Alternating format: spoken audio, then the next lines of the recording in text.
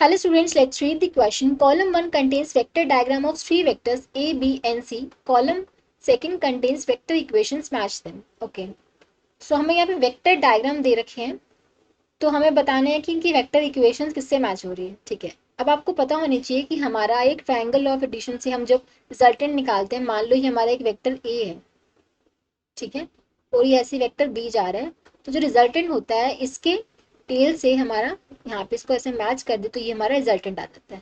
ठीक है, ऐसे हम डिफाइन करते होते हैं. ठीक है, और अगर ये तीनों सेम ही ऑर्डर में हो, ये बी और ये सी ऐसे जा रहे हो, ठीक है, तो तीन ऐसे वेक्टर्स हों जो सेम ही ऑर्डर में, तो इनका जो सम होता है A plus B plus C, cyclic order में हो तो इनका जो सम होता है वो जीरो होता है.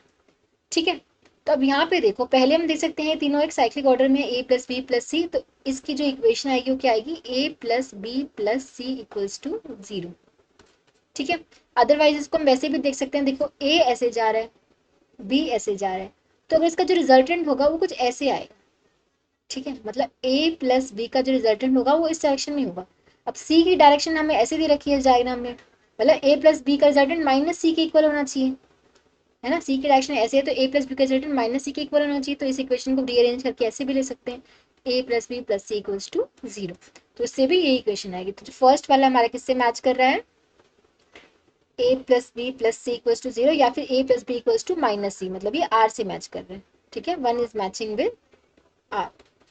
ठीक है, फिर उसके बाद देखो सेकंड वाला हम देखते हैं, ये कैसे मैच कर रहा है. देखो a प्लस बी, सीधा सीधा देख सकते हैं कि a प्लस बी का जो रिजल्टेंट है वो c के इक्वल आ रहा है. हमारा a ऐसे जा रहा है, b ऐसे जा रहा है, तो a प्लस बी हमारा का रिजल्टेंट क्या है, c आ रहा है. तो इसकी जो इक्वेशन हो जाएगी क्या हो जाएगी, vector a plus vector b equals to क्या होगा, c के इक्वल होगा.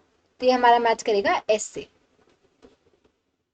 ठीक है, फिर थर्ड डायग्राम देखो, c वेक्टर ऐसे जा रहा है, थर्ड की बात कर रही हूँ मैं, c मेरा ऐसे जा रहा है, बी ऐसे जा रहा है, तो सी और बी का जो रिजल्टेंट होगा वो इसके टेल से यहाँ पे ऐसे जाएगा. ठीक है, ये इसका रिजल्टेंट होगा. तो सी प्लस बी का जो रिजल्टेंट होगा वो इसी डायरेक्शन में हमें क्या दे रखा है, ए दे रखा है ना, ए वेक्टर दे रखा है, तो सी प्लस बी किसके इक्वल होना चाहिए, ए के इक्वल होना चाहिए. ठीक है, इसको हम रीअरेंज करके ऐसे भी ले सकते हैं, vector A minus B plus C equals to zero, ऐसे रीअरेंज करके हम ऐसे भी लिख सकते हैं. तो हमारा जो थर्ड है वो पी से मैच कर रहा है, three is matching with P. फिर फोर्थ देखो, बी वेक्टर ऐसे जा रहा है, या फिर हम ऐसे देखें, फोर्थ वाला देखो, सी वेक्टर हमारे नीचे ऐसे जा रहा है. ठीक है, फिर इसके टेल से आगे कंटिन्यू, इसके हेड से आगे हमारा एक और ये वेक्टर जा रहा है, ये ए वेक्टर. ठीक है, अब देखो ये सी वेक्टर, तो सी से सी वेक्टर ए वेक्टर का जो रिजल्टेंट होगा यहाँ से ऐसे शुरू होगा, यहाँ पे खत्म होगा. सी वेक्टर ए वेक्टर का रिजल्टेंट कुछ ऐसे आएगा, जो कि हमें देख सकते हैं बी वेक्टर दे रखा है, मतलब सी वेक्टर प्लस ए वेक्टर का जो रिजल्टेंट है वो बी वेक्टर होना चाहिए, ऐसे इस डायग्राम से. ठीक है, तो इस इक्वेशन को आप रीअरेंज करके ऐसे भी लिख सकते हो, सी उधर ले जाओ तो ये हो जाएगा बी माइनस सी, और इक्वल ए के इक्वल आ जाएगा. ये this implies also, right, this equation implies this. So B minus C equal to A के इक्वल आ गया. तो जो हमारा फोर्थ है वो क्यू से मैच कर रहा है.